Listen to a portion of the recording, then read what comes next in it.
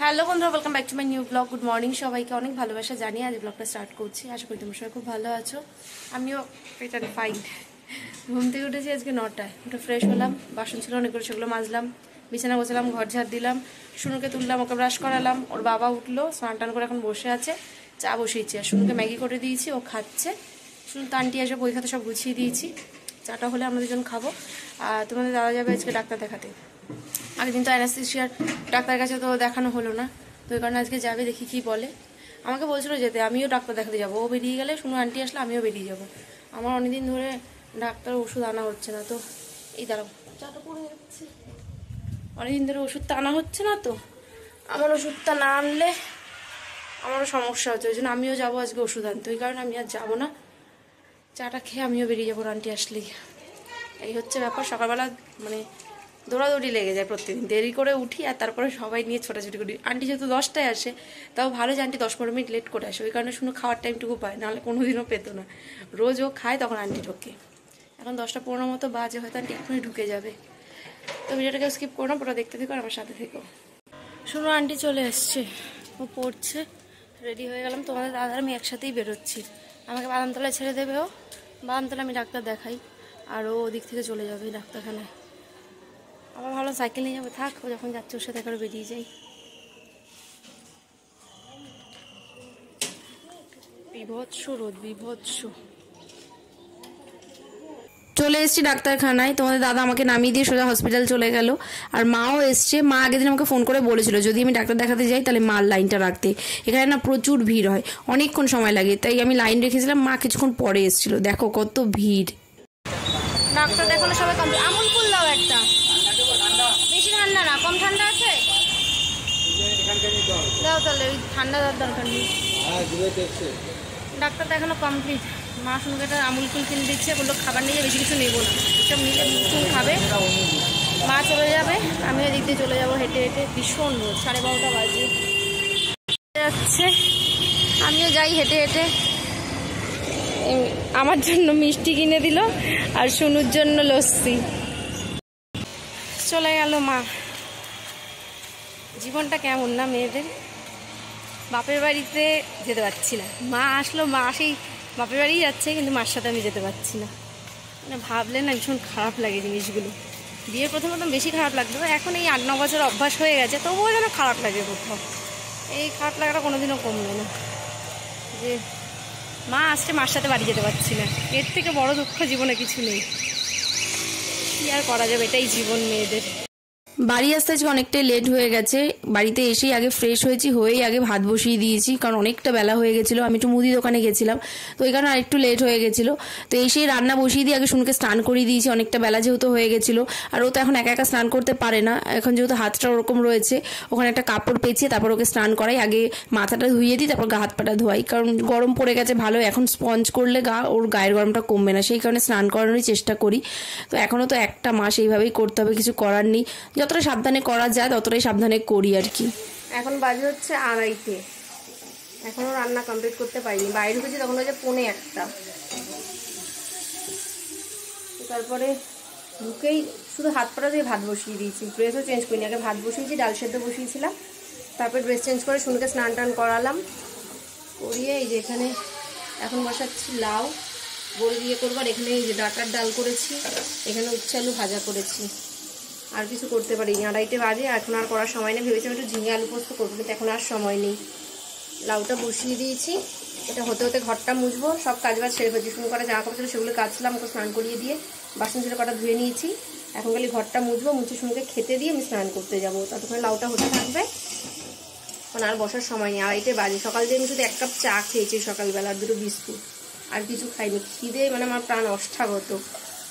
এখন আর কিছু করার সময় নেই, দেখি রাত্রে যদি পারি একটু বেগুন ভাজবো তোমাদের দাদার জন্য, আমি একটু আলু সেদ্ধ দিয়ে দেবো, ভেবেছিলাম ঝিঙে আলু পোস্তটা করতে পারবো, সেই কারণে আর আলুটা সেদ্ধ দিইনি, তো দেখলাম হলো তো না, এখন এই দিয়ে খেয়ে নেবো, রাতেরটা রাতে দেখা যাবে, কিছু করার নেই। আর আমার এখন সময় নেই, 2:30 অলরেডি বাজে, তো 2:30 বাজে। শুনুন তো স্নান টান হয়েই গেছে, ওকে খেতে দিয়ে দেবো, খিদে পেয়েছে বড্ড, ঘরটা মুছে ওকে খেতে দিয়ে দেবো। 3:30 বেজে গেছে, পুজো দিয়ে উঠলাম। যেদিন ভাবি একটু তাড়াতাড়ি করবো, সেদিন ভগবান কপালে রাখে না তাড়াতাড়ি।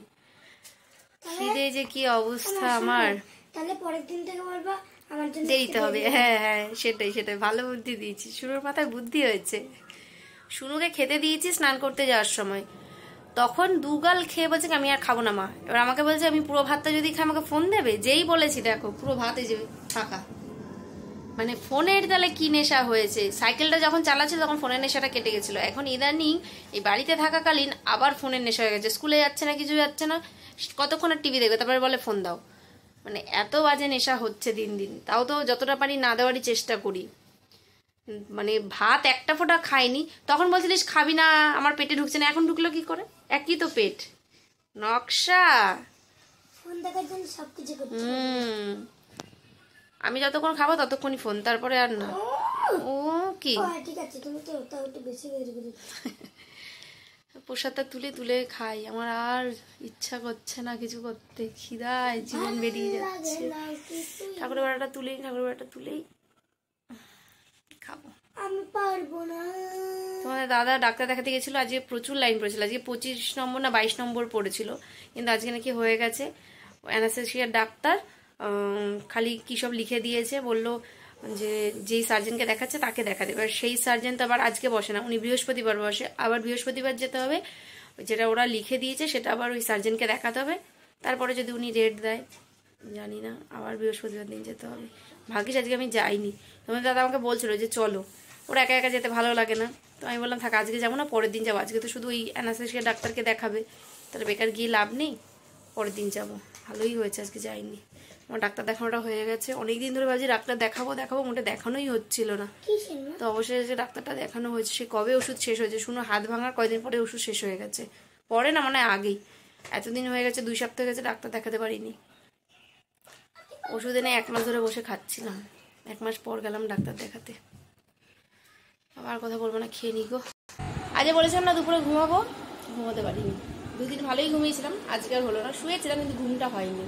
5টা নাগাদ শুয়েছিলাম, 6টা অবধি চুপচাপ শুয়েছিলাম, কিন্তু ঘুমটা আসেনি। এদিকে এ চেল্লাচ্ছে ও চেল্লাচ্ছে, ঘুম হয়নি।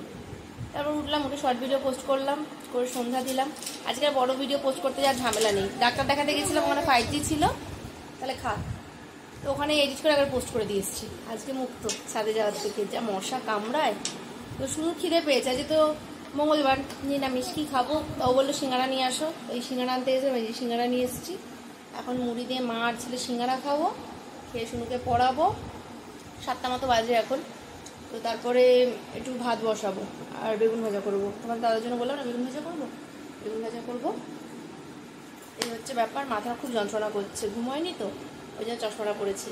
এই কদিন তো চশমাই পরা হয় না, ভীষণ মাথা যন্ত্রণা করছে। খিদেও পেয়েছে, ভাবলাম নিয়েই আসি খাই। অনেকদিন সিঙ্গারা খাওয়াও হয় না, সিঙ্গারা খেয়ে ওকে পড়াবো।